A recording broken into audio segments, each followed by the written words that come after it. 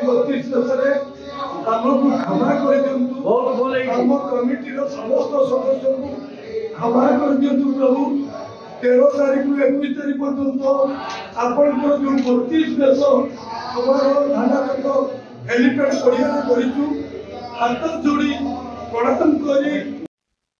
महाप्रभु जगन्नाथ 32 बेश कार्यक्रम शेष होगा पर जोपरी भाव में मूर्तिगुड़ी को ट्रैक्टर डोल नि पानी को उलटाई दि जाइथिला ताहा प्रभु को अपमान होइथिबा नै विभिन्न गणमाध्यम खबर प्रसार होगा पर जगन्नाथ मंदिर में क्षमा प्रार्थना करिसेंती कमिटीर कर्मकर्ता। सूचनायोग्य जे बालेश्वर जिला भोगराई ब्लॉक थाना छक हेलीपैड पड़िया महाप्रभु 32 बेश कार्यक्रम आयोजन होइथिला। आउ शेष दिन में 10टी ट्रैक्टर रे प्रभु को नहीं तालसारी महोदधि विसर्जन करा जाइथिला। हेले विसर्जन समय रे ट्रैक्टर डोल उलटाई प्रभु को जोपरी भाव में अपमान करा जाइथिला ताहा समस्त ओडिया को मर्माहत करिथिबा नै विभिन्न गणमाध्यम खबर प्रसारित होइथिला। तेणु एही कार्यक्रम आयोजन करिथिबा कमिटीर सदस्य माने भोगराईर रसीदपुर ठारे थिबा प्रभु जगन्नाथ मंदिर में पूजार्चना करने सहित विसर्जन समय रे होइथिबा भूल को क्षमा करिदेबा पई प्रभुଙ୍କ निकटरे समस्त कर्मकर्ता क्षमा प्रार्थना करिसेंती। एथिसहित एक सांबादिक सम्मेलन जरिया रे ओडिशावासी तथा कोटी कोटी जगन्नाथ प्रेमी निकटरे क्षमा प्रार्थना करिसेंती।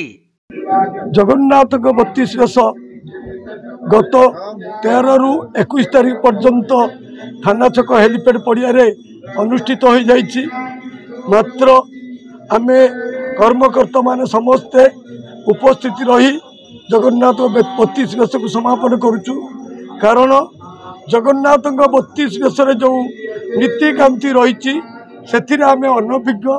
मात्र जगन्नाथ 32 वर्ष प्रथम करी भोगराई निर्वाचन मंडली थाना छक देहुटा हेलीपैड पड़िया अनुष्ठित करिचु।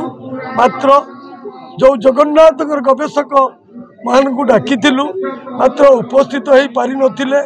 जहाँ भी आम जगन्नाथ 32 वर्ष नीतिकांति त्रुटि होइछि प्रभु जगन्नाथ आमर समस्त को कमिटीर समस्त को आमको क्षमा कर दियंतु। ए भली कौन सी दिन भूल हेबो नहीं।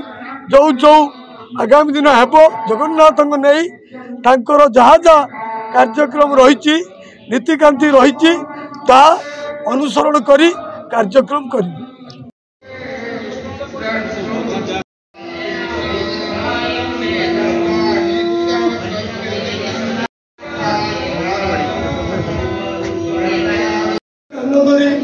हमें जो नीतिकांति भूल है आगामी दिन में से भूल हेबो नहीं। बालेश्वर जिला भोगराई चंदन कुमार दास रिपोर्ट कोणार्क लाइव।